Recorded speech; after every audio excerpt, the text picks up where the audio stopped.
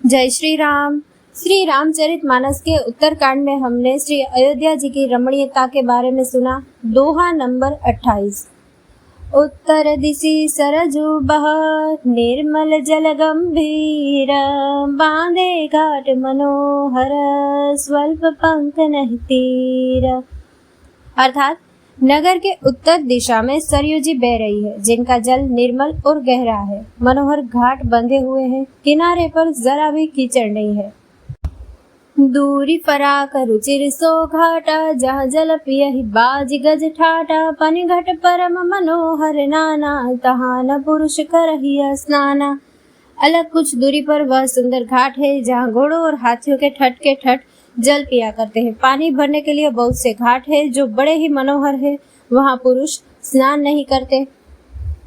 राज घाट सब विधि सुंदर, बर मज्जहि तहाँ बरन चार्यु नर। तीर तीर देवन के मंदिर, चाहु दिसि तिनके उपवन सुंदर। राजघाट सब प्रकार से सुंदर और श्रेष्ठ है, जहाँ चारों वर्णों के पुरुष स्नान करते हैं। सरयू जी के किनारे किनारे देवताओं के मंदिर है, जिनके चारों ओर सुंदर उपवन है। कहूँ कहूँ सरिता तीर उदासी, बसहि ज्ञान रत मुनि सन्यासी। तिर तिर तुलसी का सुहाई, बृंद बृंद बहुमुनि लगाई।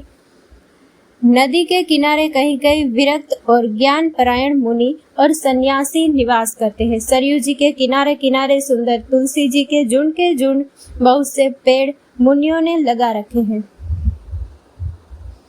पुरुषोबा कछु बरनी न जाई, बाहर नगर परम रुचिराई।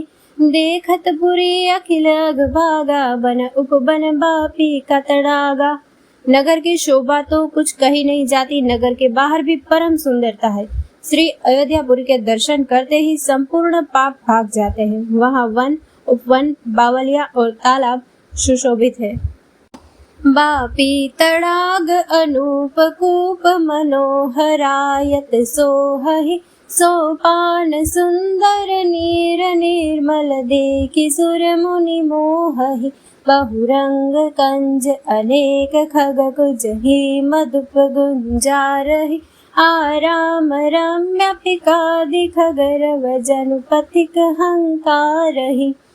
अनुपम बावलिया, तालाब और मनोहर तथा विशाल कुएं शोभा दे रहे हैं, जिनकी सुंदर रत्नों की सीढ़ियां और निर्मल जल देखकर देवता और मुनि तक मोहित हो जाते हैं। तालाबों में अनेक रंगों के कमल खिल रहे हैं, अनेकों पक्षी कूज रहे हैं और भोरे गुंजार कर रहे हैं। परम रमणीय बगीचे कोयल आदि पक्षियों की मानो राह चलने वालों को बुला रहे हैं। रमानाथ जह राजा, सोपुर बरन के जाई। अनिमादिक सुख संपदा, रही अवध सब छाई।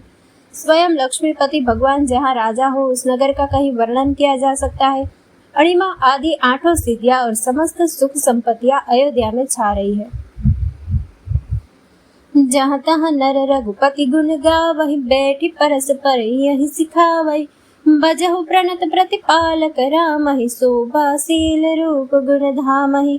लोग जहाँ तहाँ श्री रघुनाथ जी के गुण गाते हैं और बैठकर एक दूसरे को यही सीख देते हैं कि शरणागत का पालन करने वाले श्री राम जी को भजो। शोभाशील रूप और गुणों के धाम श्री रघुनाथ जी को भजो। जलज बिलोचन श्यामल गातहि, पलक नयन इव सेवक त्रातहि। द्रुत सर रुचिर चाप तुनी रही, संत कंज बनर बिरन धीरहि। कमल नयन और सांवले शरीर वाले को भजो। पलक जिस प्रकार नेत्रों की रक्षा करती है, उसी प्रकार अपने सेवकों की रक्षा करने वाले को भजो। सुंदर बाण, धनुष और तरकस धारण करने वाले को भजो।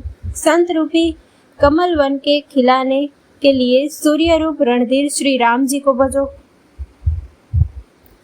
काल कराल ब्याल खगराजहि, नमत राम काम ममता जहि। लोभ मोह मृग जूथ किरातहि, मन सिर करि हरि जन सुख दातहि। काल रूपी भयानक सर्प के भक्षण करने वाले श्री राम रूप गरुड़ जी को भजो। निष्काम भाव से प्रणाम करते ही ममता का नाश कर देने वाले श्री राम जी को भजो। लोभ मोह रूपी हिरणों के समूह के नाश करने वाले श्री राम किरात को भजो। कामदेव रूपी हाथी के लिए सिंह रूप तथा सेवकों को सुख देने वाले श्री राम को भजो।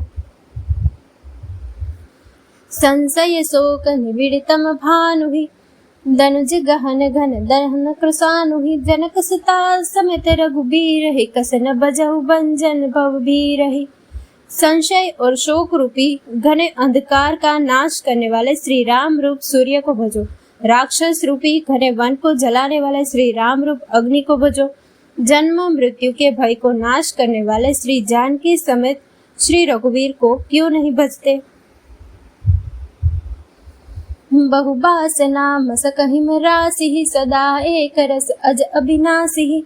मुनि रंजन भंजन मही भारहि तुलसीदास के प्रभु ही उदारहि।